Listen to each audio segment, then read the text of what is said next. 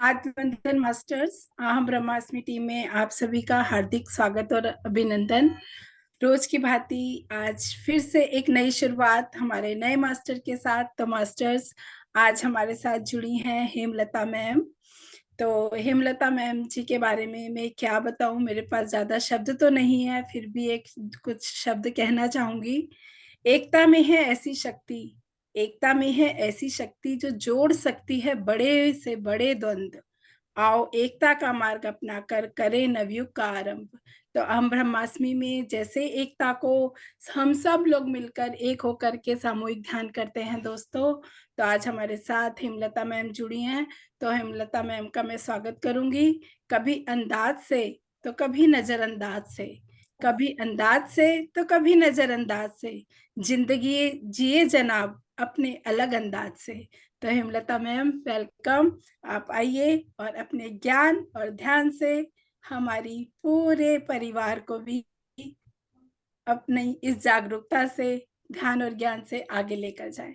Welcome ma'am, welcome. नमस्ते ma'am, thank you. Welcome to the team. Thank you. Thank you ma'am, thank you Neha ma'am.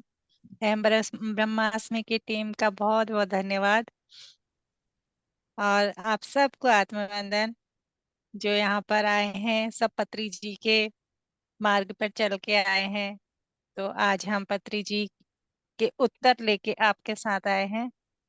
तो आप सबका स्वागत है हम ब्रह्मास्मि की टीम के साथ। तो मैं चाहूंगी आप लोग ध्यान के साथ साथ पत्री जी के उत्तर सुनते जाइए और पूरा 10:30 तक हम यही करें तो मुझे बहुत अच्छा लगेगा। तो मैम स्टार्ट करें? जी मैम। जी तो मैम आप मास्टर। क्या कराएंगे अभी, ध्यान या स्वाध्याय?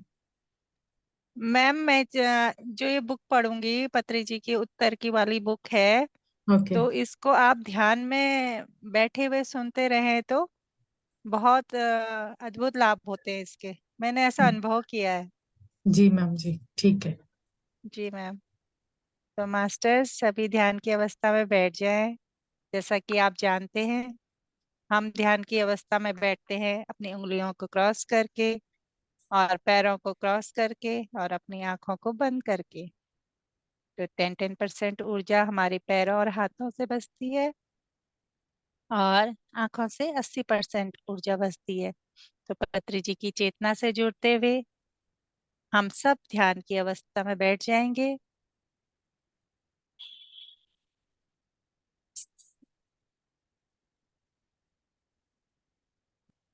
इतना सुंदर ये समय है हम आध्यात्मिक ज्ञान लेते हुए उस युग पुरुष पितामह पत्री जी जिन्होंने हमको अपनी सांसों से पहचान कराई, सांसों का मार्ग दिखाया, जिससे हम खुद से मिले और खुद ही हमने अपने अनुभव प्राप्त किए।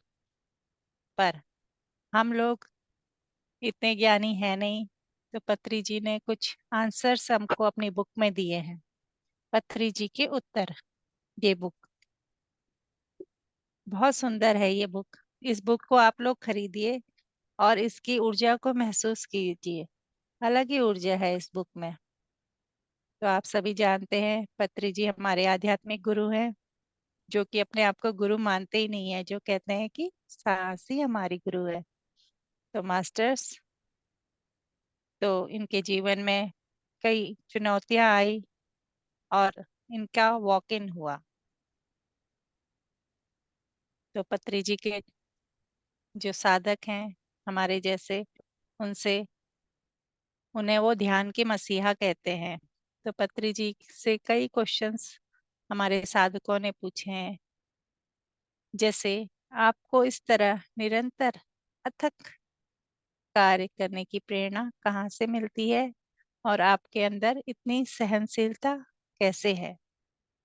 तो पितामह कहते हैं यह सहनशीलता की बात नहीं है, यह मेरा कर्तव्य है। मैं कर्तव्यबद्ध हूँ। अगर मैं कोई कार्य लेता हूँ तो उसे पूरा करना ही मेरा कर्तव्य है। यदि यह कार्य नहीं लिया तो कोई बात नहीं, पर कार्य लेने से उसे पूर्ण करना ही है। यह पितामह के शब्द है। मैं उसे अपनी क्षमता के अनुसार सर्वोत्तम तरीके से पूरा करूंगा। जब कोई आध्यात्मिक कार्य करते हैं तो आपको थकान नहीं होती है। कोई स्वार्थ पूर्वक किया गया कार्य जल्दी थकान दे देता है। आध्यात्मिक कार्य करने से इतनी ऊर्जा मिलती है मास्टर्स कि थकने का प्रश्न ही नहीं उठता है। कितने इजी तरीके से पितामह ने बताया है। तो मास्टर जो जो नए ध्यान पे आते जा रहे हैं वो ध्यान की अवस्था में बैठते जाएं और इस पत्री जी के उत्तर को सुनते जाएं। शायद आपके कोई क्वेश्चन का उत्तर आपको इस वक्त मिल जाए। आध्यात्मिक कार्य तनाव रहित होता है। यह इसका रहस्य है। क्योंकि मैं आध्यात्मिक कार्य कर रहा हूँ इसलिए मैं इसे कितना भी कर सकता हूँ। इसकी कोई लिमिटेशन नहीं है। पितामह इस तरह अपने साधकों को उत्तर देते हैं और बोलते हैं, श्वास ही आपका गुरु है। आप जिस समय भी जो भी कार्य कर रहे हैं अपने श्वास पर ध्यान देते हुए करें। ये बहुत इजी वर्ड्स में पितामह ने बताया है। आपने दूसरों को ध्यान सिखाना कब से शुरू किया? क्या यह आपकी आत्म जागृति के बाद शुरू हुआ? पितामह से ये क्वेश्चन पूछा गया तो पितामह ने बताया 1979 में उन्होंने ध्यान सिखाना शुरू किया। जब मुझे अनुभूति हुई कि मैं एक उच्च आत्मा में प्रवेश यानी वॉक इन कर रहा है किया है मैंने। तो मेरा जन्म हुआ था 1947 में, पर मुझ में उच्च आत्मा का प्रवेश 1979 में हुआ और तभी से मैंने यह ध्यान सिखाना शुरू कर दिया। उससे पहले ध्यान सिखाने का मुझे कोई स्मरण नहीं है। तो मास्टर्स पूछते हैं, क्या वॉक इन के बाद आपके रिश्तेदार आपको समझ पाए? पत्री जी कहते हैं, मेरे रिश्तेदार मुझे नहीं समझ सकते तो मैं क्या करूं? कि मैं क्या हूं? उनकी सोच शरीर तक सीमित है और वह आत्मा की बात समझते ही नहीं। इसलिए मेरे रिश्तेदार मुझसे दूर होते चले गए। क्योंकि शरीर में आने वाली उच्च आत्मा का जाने वाली आत्मा यानी वॉक इन का वॉकआउट आत्मा के साथ अनुबंध होता है कि वह उसके करीबी परिवार का ध्यान रखेंगे। तो क्या आपने अपने जीवन में भी आपके जीवन में भी क्या चुनौतियां हैं? साधक पूछते हैं। पत्री जी बोलते हैं, मेरे जीवन में मेरे स्तर की चुनौतियां हैं। जैसे किस तरह ध्यान का प्रचार और प्रसार करना चाहिए, लोगों को ध्यान विद्या किस तरह इसकी शिक्षा देनी चाहिए, मुझे अपना कौशल और कैसे बढ़ाना है, वगैरह वगैरह। 1992 में मैंने अपनी नौकरी से इस्तीफा दे दिया था। तब अपने परिवार का पालन पोषण करने के लिए लोगों से उधार मांगना मेरी चुनौती थी। फिर सत्य को समझना भी मेरे लिए एक चुनौती थी। एक बार सत्य समझ में आ गया तो उसे लोगों तक पहुंचाना भी मेरे लिए एक चुनौती थी। पिरामिड ऊर्जा के संपर्क में आने के बाद मैंने इस विषय पर अनेकों किताबें पढ़ी। जब मैंने ध्यान के लिए पिरामिड का उपयोग शुरू किया और इसके अद्भुत लाभ को जाना तो फिर सभी के लिए एक ध्यान पिरामिड बनाना भी मेरे लिए चुनौती थी। और पिरामिड बनाने के लिए पैसों की आवश्यकता थी। तो पिरामिड के लिए पैसे एकत्र करना मेरी अगली चुनौती थी। सभी की अपनी अपनी चुनौतियां होती हैं। कितने इजी वे में पितामह ने सारी चुनौतियां बताई और उनको पार करके एक मार्ग हम लोगों के लिए प्रशस्त किया। मास्टर्स, क्या आपका कोई सपना है? साधक ने पूछा। तो पितामह ने कहा, मैं उस दिन का स्वप्न देख रहा हूँ जब सारा विश्व एक साथ एक समय पर ध्यान करेगा। यह मेरा दिव्य स्वप्न है जो पूरा होकर रहेगा। एक वक्त ऐसा आएगा जब पूरे विश्व की पूरी जनसंख्या ध्यानी बनेगी और मैं उस वक्त का सपना देख रहा हूँ। आगे आने वाले 10 साल में यह होकर रहेगा। आप करोड़ों लोगों को एक साथ ध्यान करते हुए देखेंगे और यह हो भी रहा है। मास्टर्स, क्या आपने कभी मौन का अभ्यास किया है? पत्री जी बोलते हैं, मैंने 1996 में पूरे वर्ष मौन में रखा था, सिर्फ 2 अवसरों को छोड़कर, जब लोगों ने मुझसे पूछा मैं यह क्यों कर रहा हूँ और मेरे मौन रहने से ध्यान कौन सिखाएगा। मैंने उनसे कहा, भविष्य में कार्य करने हेतु मुझे अपनी ऊर्जा का संचय करना है। मास्टर्स, यह बहुत बड़ी बात है। मौन रहना भी अपने आप में अपनी ऊर्जा का संचय करना होता है। मैं नवरात्रि के समय में अक्सर मौन रहती हूँ 9 दिन, लेकिन पूरा दिन नहीं रहती हूँ। 4 बजे तक रहती हूँ मॉर्निंग से। क्या ज्यादा ध्यान करने से आप में रूपांतरण हुआ है? पितामह बोलते हैं, मैं इस जन्म में ज्यादा ध्यान नहीं किया, पर लोगों के रूपांतरण की कहानियां सुनकर मुझ में परिवर्तन आया। इसलिए मैं रूपांतरण के लिए अपने ध्यान को नहीं, वरन दूसरों के अनुभवों को श्रेय देता हूँ। आप अपने वैवाहिक जीवन और आध्यात्मिक जीवन के बीच कैसे तालमेल बिठाते हैं?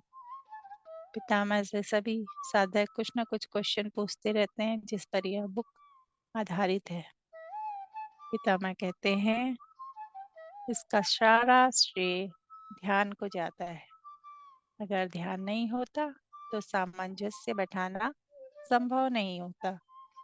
मैं किसी भी अन्य साधारण व्यक्ति की तरह होता, पर ध्यान ने मुझे परिवर्तित कर दिया। पितामह से पूछा, आपका लक्ष्य क्या है? पितामह बोलते हैं, मेरा लक्ष्य हर दिन किसी नए स्तर पर जाकर यात्रा करके लोगों को ध्यान सिखाना है। पिछले 40 वर्षों से ऐसा ही चल रहा है।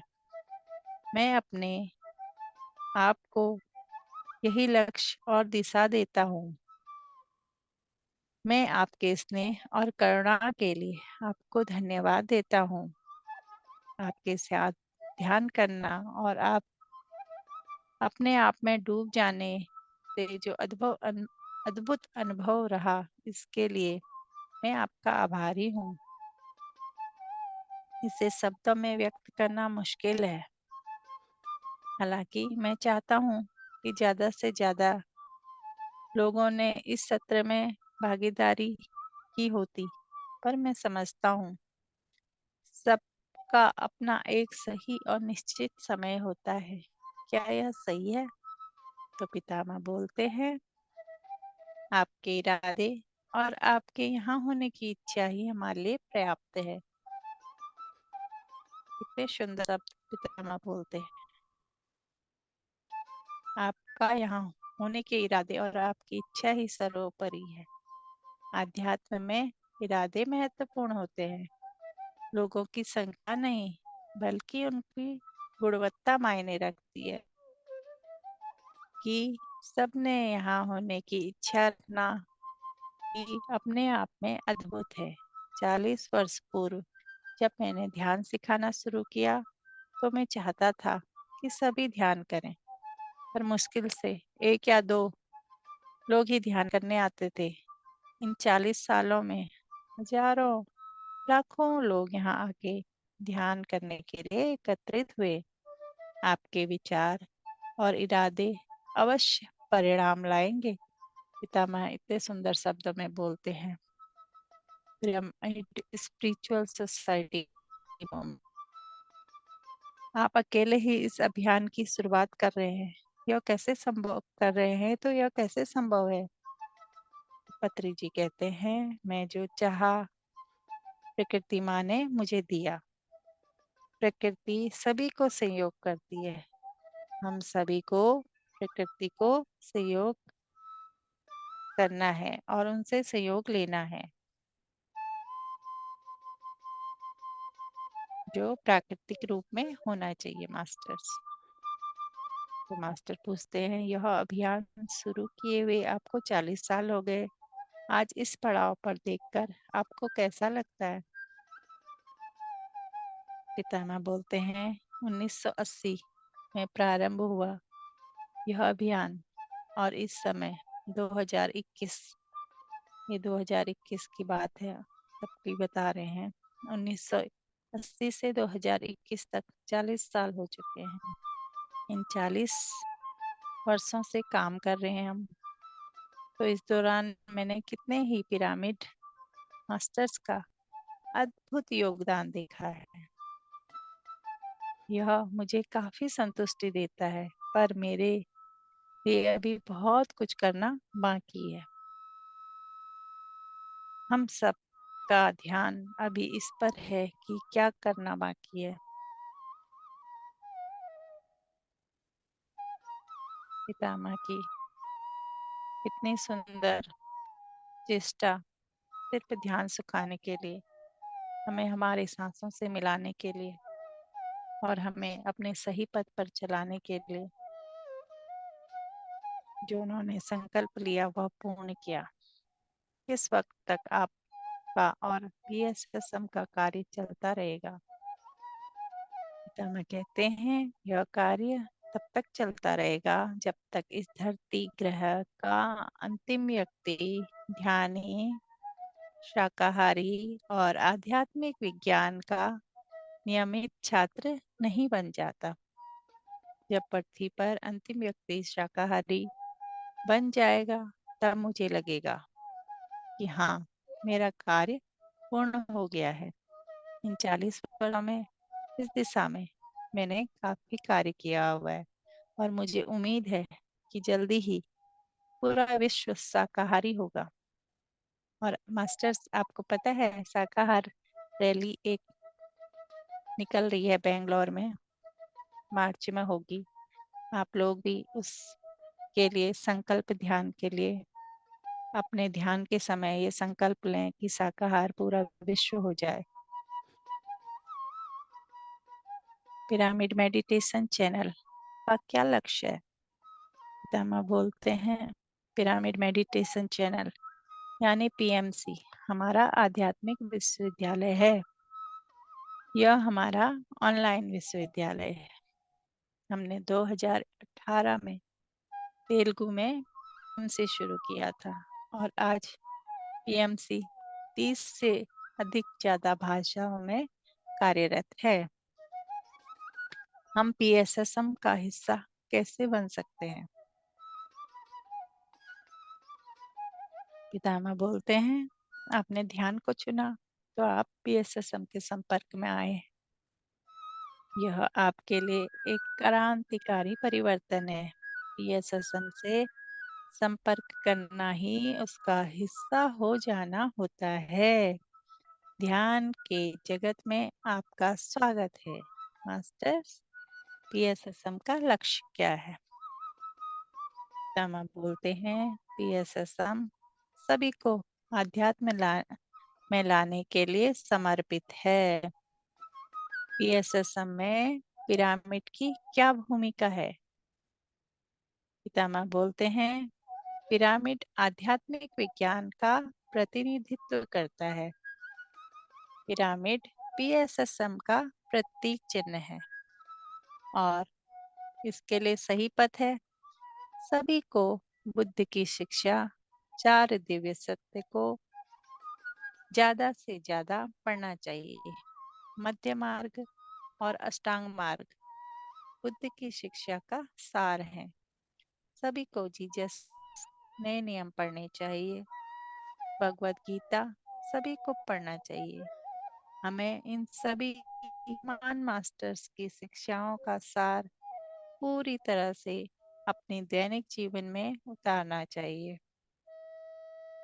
हम सभी को मध्य मार्ग अपनाना चाहिए। अपनी जरूरतों को कम से कम और अवांछित इच्छाओं को खत्म करना चाहिए।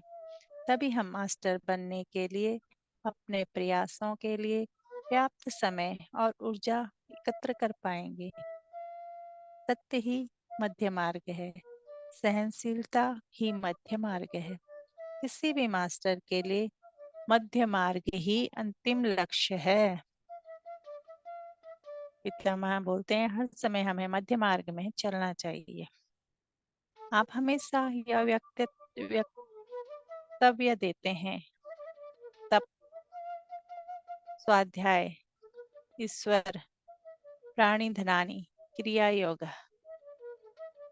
इस वक्तव्य से क्रिया योग करने का संशय होता है। कृपया इसे स्पष्ट करके मेरे संदेह का निवारण करें। पितामह बोलते हैं तपः स्वाध्याय, ईश्वर प्राणाधनानी, क्रिया योग। यह पतंजलि का वक्तव्य है। तप का अर्थ है शरीर को अधिकतम पोषण नहीं, न्यूनतम देना। भौतिक जगत में मनुष्य शरीर को अधिकतम पोषण देते हैं। आप अधिकतम पोषण न देकर न्यूनतम पोषण दें। आप शरीर को न्यूनतम भोजन और न्यूनतम निद्रा दें। यही तप है।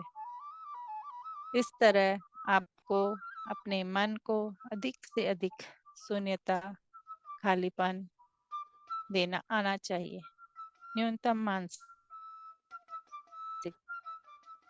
स्वाध्याय का अर्थ है आपको अधिक से अधिक आध्यात्मिक पुस्तकें पढ़नी चाहिए। प्रत्येक व्यक्ति को हिमालय के बराबर आध्यात्मिक पुस्तकें पढ़नी चाहिए। यह स्वाध्याय है। ईश्वर प्राणी धना अर्थात आपके तप और स्वाध्याय का सार। आप हर जगह ईश्वर को देखते हैं। ईश्वर प्राणी धना अंतिम स्थिति है। यह स्वतः ही हो जाएगा। तप प्रथम स्थिति है। अपना भोजन और निद्रा कम करें और ध्यान बढ़ाएं। दूसरी स्थिति है स्वाध्याय। तीसरी स्थिति ईश्वर प्राणी धना। यह कोई प्रयास की बात नहीं है। आप इस स्थिति में स्वतः ही पहुंच जाते हो। तो याद रखें शरीर को शून्य और अधिकतम नहीं बल्कि न्यूनतम पोषण देना है। मनुष्य को अधिकतम पोषण देते हैं फिर शरीर तकलीफ सहता है। शरीर को तकलीफ होने से व्यक्ति भी तकलीफ में आ जाता है। तप न करने से भी ऐसी स्थिति हो जाती है। स्वाध्याय में आने से पहले आपको तपस्वी होना होगा, जिसका अर्थ शरीर और मन को न्यूनतम दें, न कि अधिकतम। शरीर मन को भी न्यूनतम काम ही चाहिए। साथ ही अधिकतम स्वाध्याय से जुड़ें। स्वाध्याय की दिशा में PSSM एक शक्तिवान माध्यम है। तप स्वाध्याय ईश्वर प्राण धनानी क्रिया योग एक महान वक्तव्य है। कृपया सत्य के विभिन्न कोणों को विस्तार से बताएं। पितामह बताते हैं हर बार जब कोई आपसे प्रश्न पूछते हैं सत्य का एक नया कोण सामने आ जाता है। तो सत्य सामने आता है वह प्रश्नकर्ता के लिए और उत्तर देने वाले के लिए भी उतना ही मूल्यवान है। इसलिए हम अपने स्वयं के उत्तरों से उतना ही रोमांचित होते हैं जितना कि प्रश्न पूछने वाले श्रोता से हम होते हैं और श्रोता भी होते हैं। हर प्रश्न का उत्तर ज्ञान की अनंत श्रेणी में एक बड़ा कदम है। लोगों को प्रश्न पूछते रहना चाहिए और ध्यानी से उत्तर स्वतः ही प्रवाहित हो जाएंगे, क्योंकि उसका मन खाली होता है। जब मन खाली होता है तो वक्ता भी अपने मन की सुनता है और उत्तर से रोमांचित हो जाता है। उत्तर का एक और पहलू सामने आता है और हमेशा ऐसा ही चलता रहता है। आत्मज्ञान प्राप्त करने के लिए भक्ति मार्ग और कर्म मार्ग आदि कई मार्ग हैं। वास्तव में सही मार्ग कौन सा है? पितामह बताते हैं, केवल दो मार्ग हैं। ध्यान मार्ग यानी कि आनापाना सती ध्यान, जो आप सब कर रहे हैं। ज्ञान मार्ग यानी प्रश्न और उत्तर की विधि। हम दोनों को चाहिए, यह हमें प्राकृतिक भक्ति की ओर लेकर जाएंगे और हम अपने कर्म को पूरा करेंगे। तो हमें कैसे पता चलेगा हमारे लिए सही आध्यात्मिक रास्ता कौन सा है?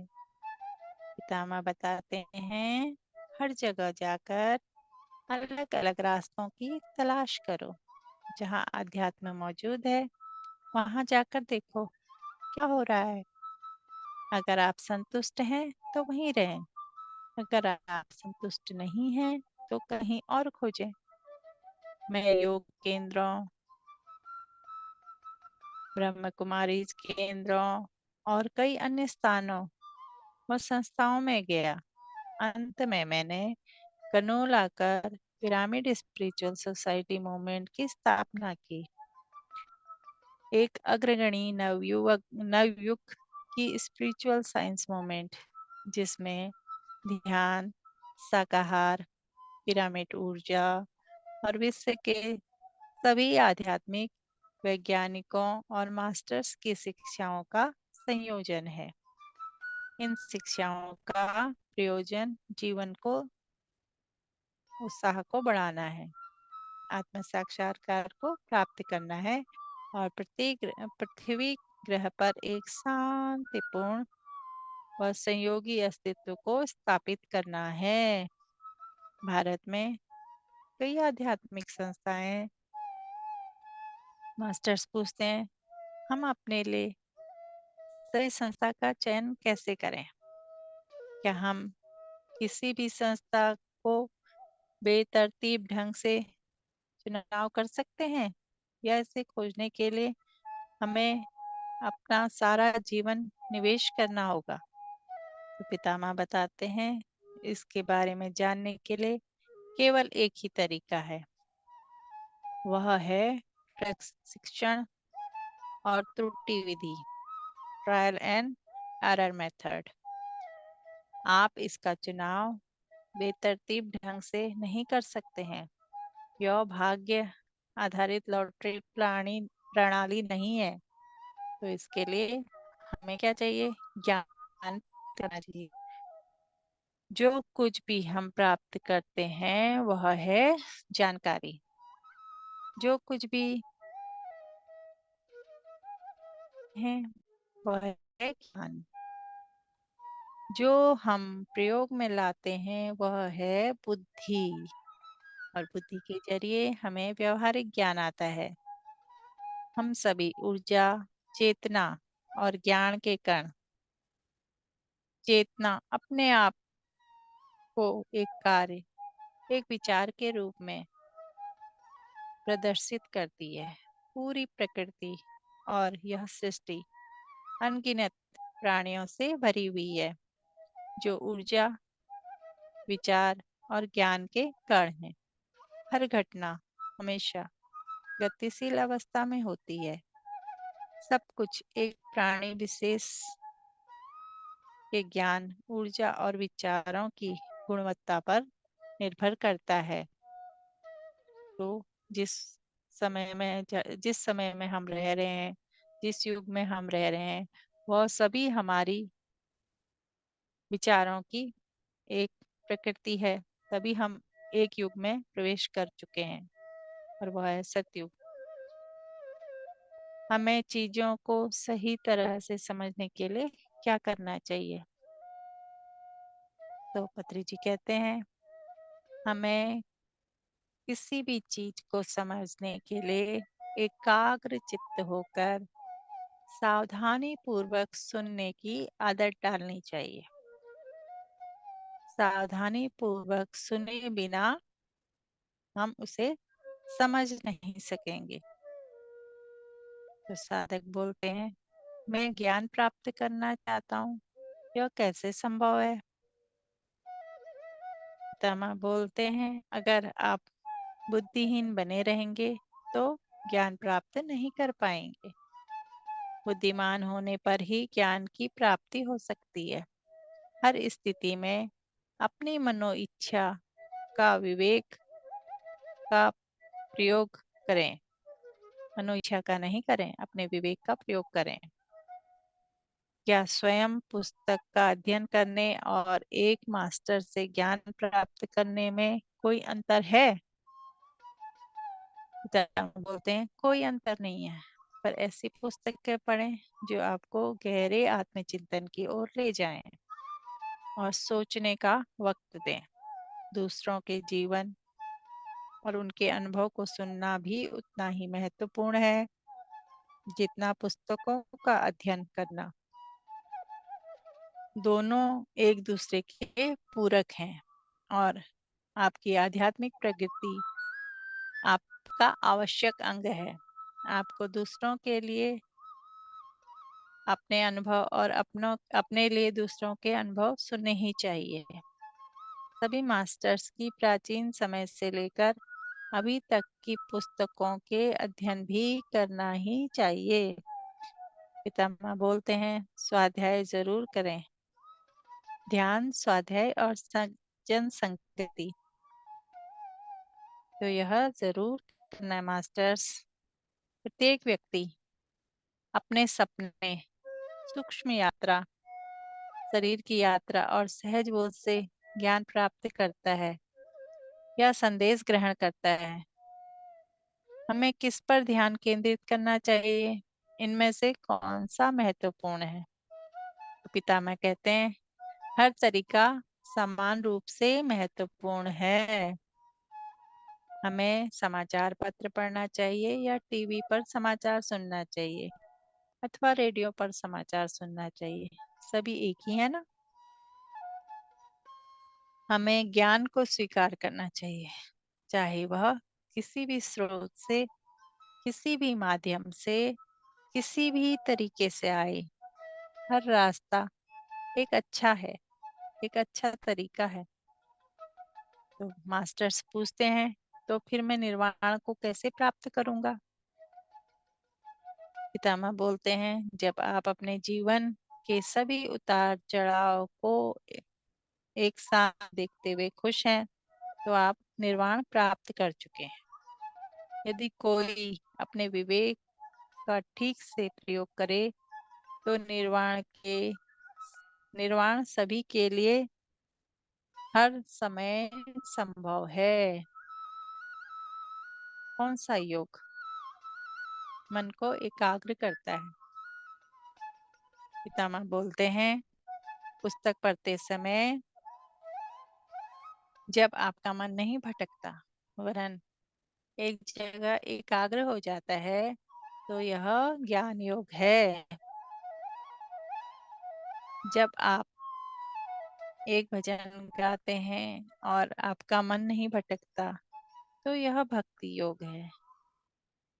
जब आप अपनी सांसों का निरीक्षण करते हैं और आपका मन नहीं भटकता, तो यह ध्यान योग है। ज्ञान योग, भक्ति योग और ध्यान योग, तीन चीज के बारे में पितामह ने बता दिया। ज्ञान योग, कर्म योग, भक्ति योग, राजयोग या ध्यान योग में मन नहीं भटकता और एकाग्र रहता है, इसलिए इसे योग कहते हैं। योग से भटकता हुआ मन एकाग्र हो जाता है। मन एकाग्र होने से आत्मा भी प्रसन्न होती है। जब तक मन भटकाव की स्थिति में होता है, तब तक आत्मा भी दुखी और भ्रम की स्थिति में रहती है। जब मन किसी भी योग से, किसी भी पद्धति से एकाग्र होता है, तो आत्मा प्रसन्न होती है। तब आत्मा का नियमित जीवन में कुछ वास्तविक परिणाम प्राप्त करती है। इसलिए हमें योग की आवश्यकता होती है। मास्टर्स पूछते हैं, मुझे ज्ञान है, ये फिर भी मैं दुखी हूँ। मेरे अंदर बहुत भावनाएं हैं और मैं रोता भी बहुत हूँ। इसे मैं कैसे नियंत्रित कर सकता हूँ? पत्री जी कहते हैं, रोने को कम ना आंकें। हमारे 7 शरीर हैं। रोना हर मानव के भौतिक, मानसिक और भावनात्मक शरीर के लिए अच्छा है। यह सोचना कि रोना बुरा है, यह अज्ञानता को दर्शाता है। मैं चाहता हूँ कि सभी लोग रोएं। रोने के बाद आप खुश हो जाते हैं। हम सभी कई किस्म की भ्रांतियों के शिकार हैं। हमें स्वयं को और दूसरों को रोने की अनुमति देनी चाहिए। भगवत गीता के पहले अध्याय का नाम विषाद योग है। रोना योग है, रोग नहीं। अर्जुन भी रोए थे, और अच्छी बात यह है, अगर अर्जुन को रोना नहीं आया होता तो यह विश्व भगवत गीता से वंचित रह जाता। कितनी बड़ी बात पितामह ने कही है, यह तो हम सोच भी नहीं सकते। अर्जुन रोए थे तो इसीलिए हमें भगवत गीता मिली। अर्जुन ने भगवत गीता का माध्यम बनकर मानवता की बड़ी सहायता की। अगर आपने यह प्रश्न नहीं पूछा होता तो दर्शकों को यह उत्तर नहीं मिल पाता। रुदन जरूरी है। इसके लिए नवजात शिशु जब पैदा होता है तो रोता है। अगर आप एक शिशु पैदा होने पर रोता नहीं तो हम चिंतित हो जाते हैं। इसलिए रुदन को नियंत्रित ना करना, आंसुओं को बहने देना। हाँ, बनावटी आंसू मत बहाना। तो मास्टर्स ने पूछा, हमें पूर्व जन्मों के कर्मों की चिंता करने की क्या जरूरत है? हमें तो पिछला जन्म याद ही नहीं है, फिर भी हम पूर्व जन्म के कर्मों को भुगतते हैं और हमें भुगतना पड़ता है। तो पितामह कहते हैं, भूतकाल की चिंता मत करो, पर इस जागरूकता में अवश्य रहो कि भूतकाल है। जागरूकता की आवश्यकता है।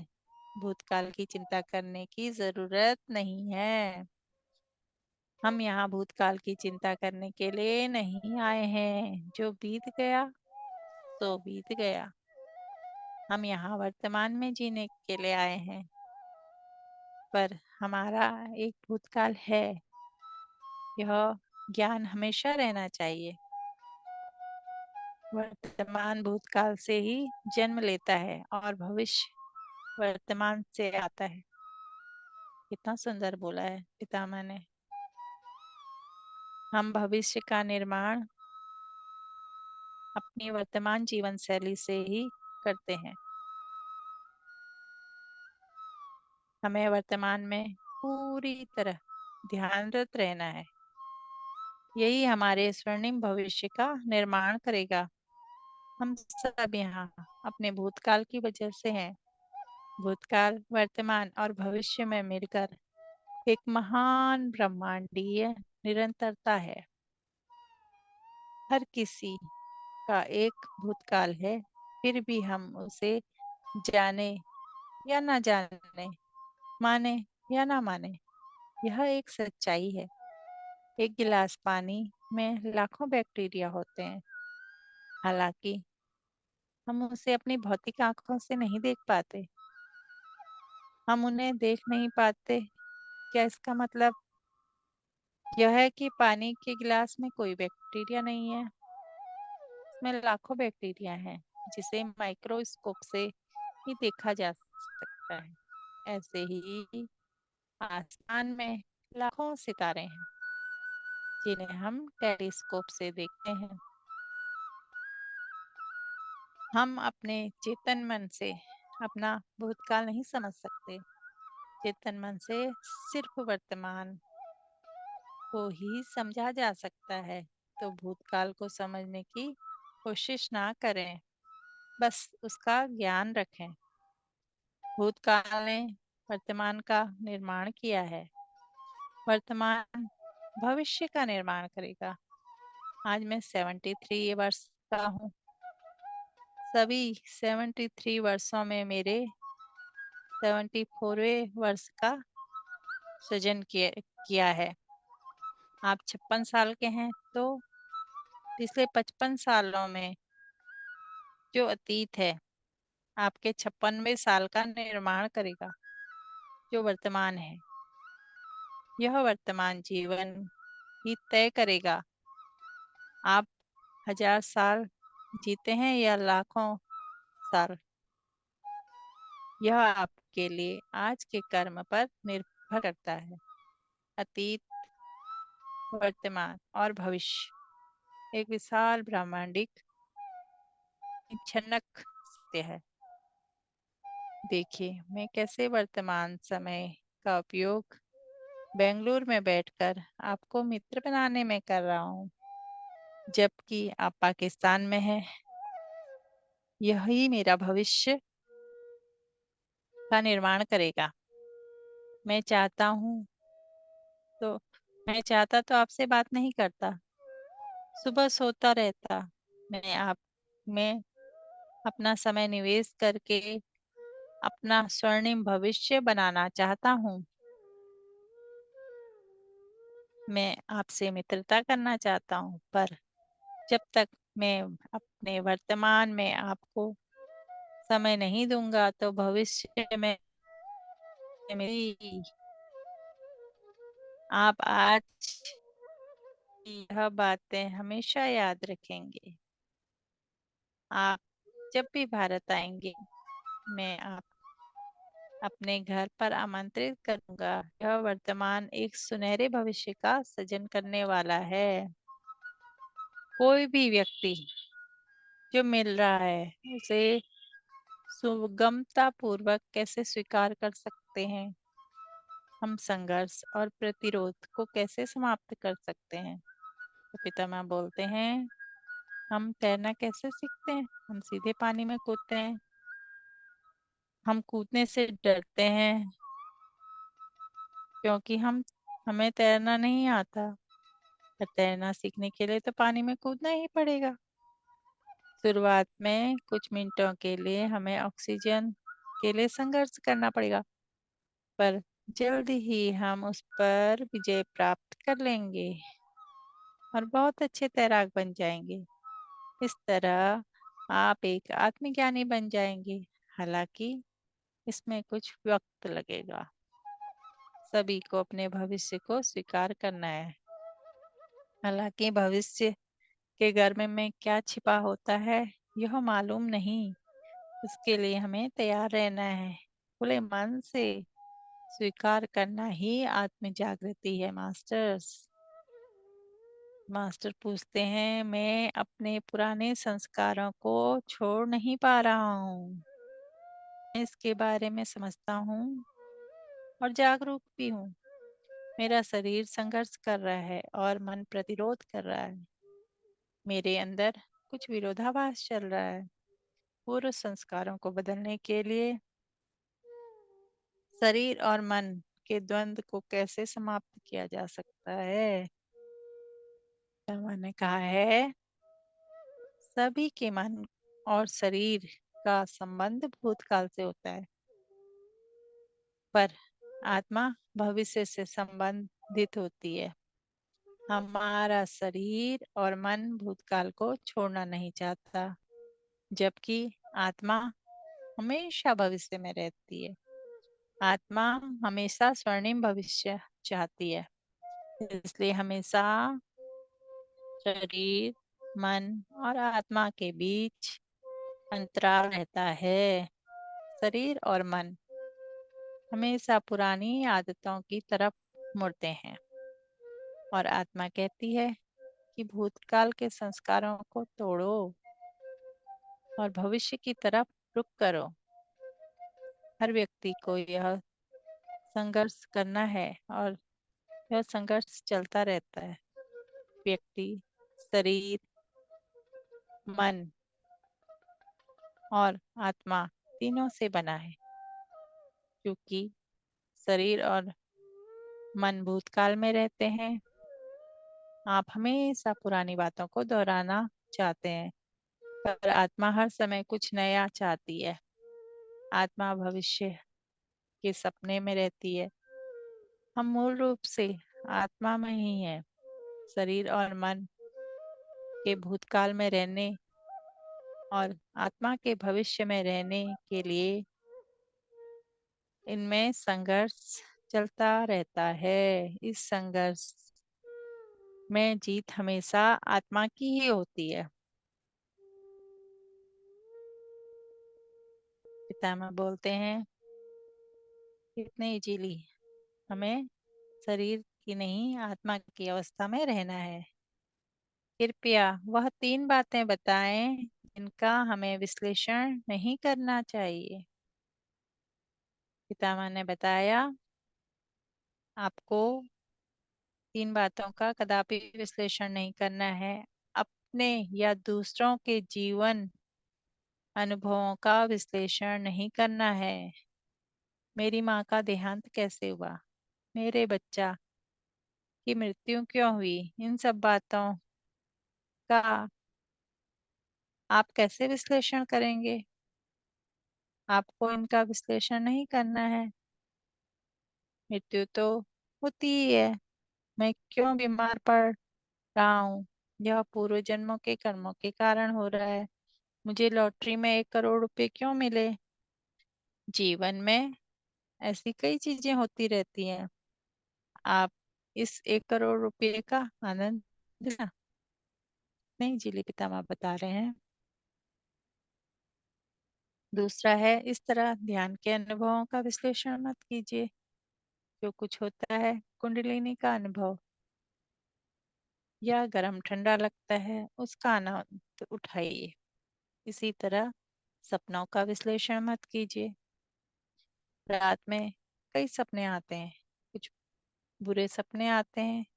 और क्यों आ रहे हैं इस पर मत सोचिए, सपने तो सपने हैं। जीवन के अनुभव, ध्यान अनुभव और सपनों का विश्लेषण मत कीजिए। जीवन अनुभव, ध्यान अनुभव और सपनों का विश्लेषण मत कीजिए। इन सब को अनुभव करें। जीवन में वही महत्वपूर्ण है। किसी को आत्महत्या नहीं करनी चाहिए। आपको अपनी जिंदगी का अंत नहीं करना है, जीवन का आनंद उठाइए। ऐसे ही जो भी सपनों में है उसे अनुभव करें और उसका आनंद लें। ध्यान का अनुभव करें और आनंद लें। कभी भी आत्महत्या ना करें, ना ही किसी की हत्या करें। आपको इसका बहुत बुरा परिणाम भुगतना पड़ेगा, चाहे आत्महत्या हो या हत्या हो। हत्या चाहे किसी भी पुरुष, पशु, पक्षी या मछली की ही क्यों ना हो। आप किसी को जीवन नहीं दे सकते तो किसी का जीवन लेने का भी आपको कोई अधिकार नहीं है। जीवन लेने का परिणाम तो भुगतना ही पड़ेगा। इसलिए अहिंसात्मक जीवन जिए, किसी की जिंदगी में दखल ना दें, ध्यान और जागृति से भरपूर जीवन जिए। जितनी भी आपको सामर्थ्य हो उतना दूसरों को मदद करें। जैसे मैं इस समय आपको सहायता कर रहा हूँ, मैं पैसे से आपकी सहायता नहीं कर सकता हूँ क्योंकि मेरे पास पैसे नहीं है। मेरे पास ज्ञान है, वह मैं आपको दे सकता हूँ। मेरे पास कुछ जानकारी है, वही मैं आपसे साझा कर सकता हूँ। 40 वर्षों से जब से मैंने आंखें जेबें खाली हैं, तो मैं आपको पैसे नहीं अपना समय दे सकता हूँ। इस तरह मैं आपकी मदद कर रहा हूँ। आपको भी इस तरह एक पक्षी, एक जानवर, एक पौधे, एक चट्टान, मनुष्य और सभी की सहायता करनी चाहिए। किसी भी चीज का विश्लेषण ना करें। मैं 40 वर्षों से ध्यान कर रहा हूँ, पर कभी मैंने ध्यान के अनुभवों का विश्लेषण नहीं किया। मैं हर दिन को ध्यान सिखाता हूँ, दूसरों के ध्यान अनुभव को सुनता हूँ, पर उनका विश्लेषण कभी नहीं करता। मैं अपने ध्यान अनुभव, जीवन अनुभव और सपनों को देखता हूँ, पर मैं उनका विश्लेषण नहीं करता। मुझे बुरे सपने आते हैं, मैं उन्हें अनुभव करता हूँ। सिनेमा हॉल में जाकर हम पैसे देकर डरावनी फिल्म देखते हैं, लेकिन डरावने सपने हम बिना पैसा खर्च करके देखते हैं। तो इसलिए डरावने सपनों का भी आनंद लें। एक मास्टर पूछते हैं, पिछले कुछ महीनों में मेरे जीवन में काफी परिवर्तन आए। शादी के बाद मैं विदेश जाकर बस किया। मुझे ऐसे लगा जैसे समुद्र के किसी दूसरे छोर पर भेज दिया गया हो मुझे। वहां जाकर मुझ में बहुत आत्मविश्वास आया कि मैं किसी भी तरह के जीवन अनुभव, स्थिति और रिश्ते को संभाल सकता हूँ। मुझे ज्यादा ज्ञान उन लोगों से मिला जो किसी चीज का विश्लेषण नहीं करते। वह अपने प्रतिदिन के जीवन अनुभव को जीते हैं और उन क्षणों का आनंद उठाते हैं। यह अनुभव मेरे लिए आंख खोल देने वाला था, क्योंकि वहाँ कोई आध्यात्मिक पृष्ठभूमि थी ही नहीं। उनमें से कुछ लोग ध्यान करते थे, पर ज्यादातर लोग प्रार्थना करते थे। जब मैं प्रार्थना और ध्यान को जोड़कर देखता हूँ तो मुझे लगता है दोनों एक ही हैं। ध्यान ने मुझे अनुशासन सिखाया और मेरे जीवन में जो नहीं था, मेरे जीवन में लगभग जो नहीं था, और मुझे आंतरिक शक्ति प्रदान की। ध्यान ने मुझे आदमियों जैसी भावनाएं हैं। अब भी मैं एक नकारात्मक भावना जैसे आहत, क्रोध आदि से दुखी होता हूँ। पहले मुझे भय होता था कि मैं इस दर्द को सह नहीं सकता, पर यह दर्द तो जीवन में किसी न किसी रूप में रहेगा ही। इस यात्रा में हमारा काम दर्द को दोस्त बनाना है, क्योंकि दर्द बहुत कुछ सिखा सकता है। अब मैं समझ रहा हूँ कि यदि आंतरिक शक्ति साथ है तो खुशी अपने आप पीछे आएगी। मुझे ध्यान करते हुए इस राह पर रहना है। अगर मैं गलत हूँ तो कृपया मुझे सही कीजिए। पितामह बोलते हैं, हाँ, ध्यान हमारी आंतरिक शक्ति बढ़ाता है। शरीर की ताकत मांसपेशियों पर निर्भर है, पर आंतरिक शक्ति ध्यान पर ही निर्भर है। मांसपेशियों को मजबूत करने के लिए आपको अभ्यास और योगासन करना होगा, और ध्यान अंदरूनी ताकत बढ़ाता है। ध्यान का मतलब है मन को अनुशासन में रखना। ध्यान से आप मन को अनुशासन में रखते हैं और अपनी सांसों का निरीक्षण करने से आप अपने विचारों पर अंकुश लगाते हैं। बिना अनुशासन के मन यहाँ वहाँ भटकता रहता है। मैं पिछले 40 वर्षों से मन का अनुशासन सिखा रहा हूँ। मन को अनुशासित करने के लिए आप अपनी आंखें बंद करके अपनी प्राकृतिक सांसों का निरीक्षण करें। मन मस्तिष्क का कोई विश्लेषण नहीं करना है, सिर्फ अनुशासन सीखना है। आनापाना सति ध्यान करके गैर अनुशासित मन अनुशासन में आता है। जो भी आपके संपर्क में आता है, दोस्त, रिश्तेदार, पड़ोसी, सभी को अनासति ध्यान बताएं, उनका विश्लेषण ना करें। यह आपकी और उनकी सच्ची सहायता होगी। कोई पशु, पक्षी, समुद्री जीव दूसरे का विश्लेषण नहीं करते हैं। यह आदत सिर्फ मानव में है, इसलिए सिर्फ मानव ही विक्षिप्त होते हैं। पशु सोचते हैं मनुष्य मूर्ख है। कोई पशु विक्षिप्त नहीं होता। ध्यान का अर्थ ही विश्लेषण रहित होना है। मैं जैसा हूँ, आप अपने आप को स्वीकार करता हूँ। आप जैसे हैं, मैं आपको भी स्वीकार करता हूँ। मुझे कोई बेवकूफ समझता है तो समझे, मैं एक पक्षी जैसे खुश हूँ और आपके लिए भी मैं यही चाहता हूँ। पितामह कहते हैं, कितने अच्छे तरीके से पितामह ने बताया है कि सिर्फ अपनी सांसों पे ध्यान देके हमें अपनी आत्म जागृति की ओर बढ़ते रहना है। तो आध्यात्मिक विज्ञान क्या है मास्टर्स? सभी भौतिक कष्ट मानसिक चिंता से होते हैं। सभी मानसिक कष्ट बुद्धि की अपरिपक्वता से होते हैं, और बौद्धिक अपरिपक्वता आध्यात्मिक ऊर्जा, आध्यात्मिक जागृति की कमी की वजह से है। हम वस्तुतः यह भौतिक शरीर नहीं है। हम चेतना के सुंदर शाश्वत आवरण हैं। जो कुछ हम प्राप्त करते हैं ये सूचनाएं हैं।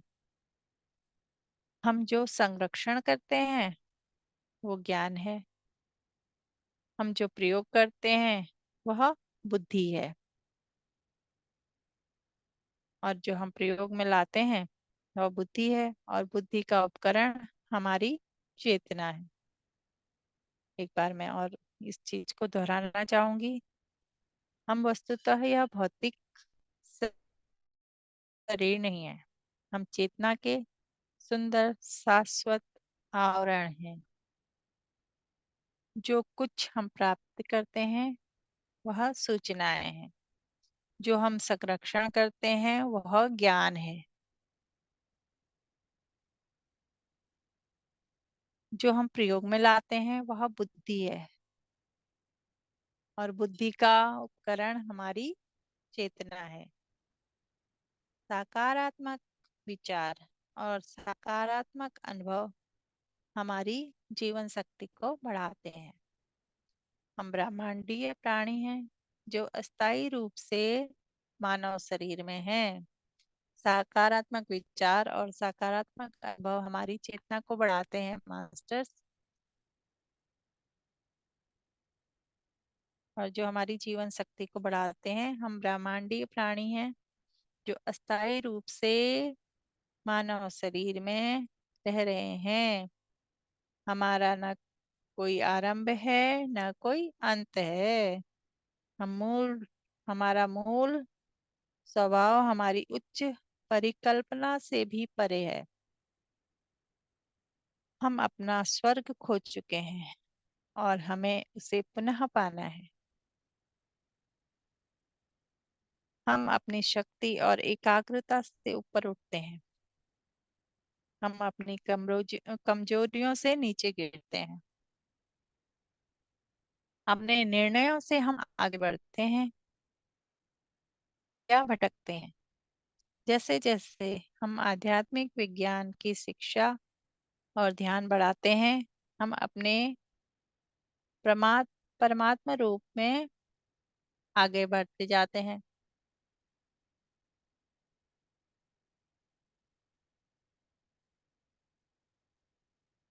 जितना हम अपने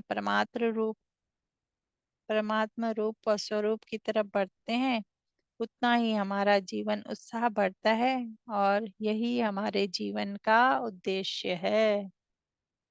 तो आत्मा क्या है? आत्मा ऊर्जा और चेतना का कण है। यह बुद्धि का कण भी है। एनर्जी, कॉन्शियसनेस और विजडम। बुद्धि, आत्मा, ऊर्जा, चेतना और बुद्धि का सम्मिश्रण है। आत्मा, ऊर्जा, चेतना और बुद्धि का सम्मिश्रण है। जब भी हम आध्यात्म की बात करते हैं तो हम केंद्र बिंदु यानी हृदय की बात करते हैं, जो आत्मा है। हृदय और आत्मा में क्या अंतर है?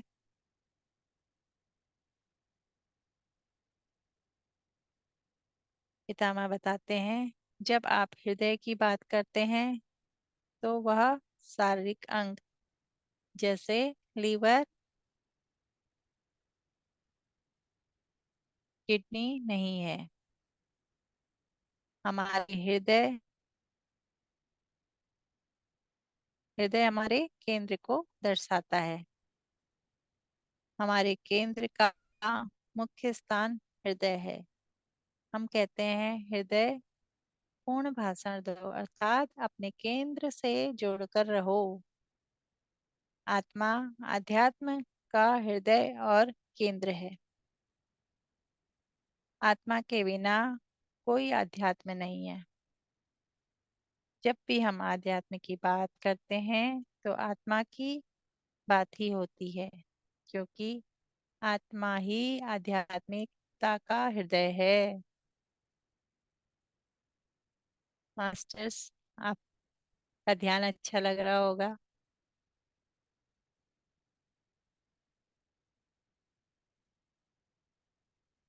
पत्री जी के इतने सारे ज्ञान को सुनकर और इतने सारे साधकों के क्वेश्चंस को सुनकर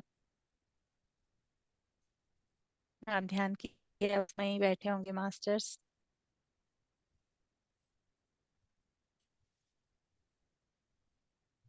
थैंक तो you ma'am, thank you so much. बहुत अच्छे से आपने पत्री सर के उत्तर को बताया, एक एक चीज को किस तरीके से पिरामिड मास्टर अपनाते हैं, किस तरीके से हमने अपना ध्यान और प्रचार करना है। सारी बातों को आपने बहुत ही अच्छे तरीके से समझाकर हमें आज अपने ज्ञान से और उजागर किया। Thank you ma'am, thank you ma'am. Thank you master. आप सब अपनी ध्यान की अवस्था थैंक यू से मैम। बाहर आना चाहते हैं, आइए। Thank you ma'am. Thank you ब्रह्मास्मि टीम, आपका थैंक यू बहुत बहुत मैम। धन्यवाद।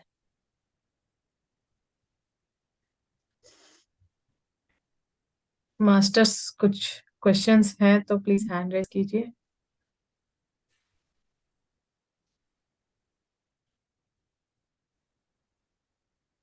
आधे क्वेश्चंस के आंसर तो सभी मास्टर्स को मिल गए होंगे।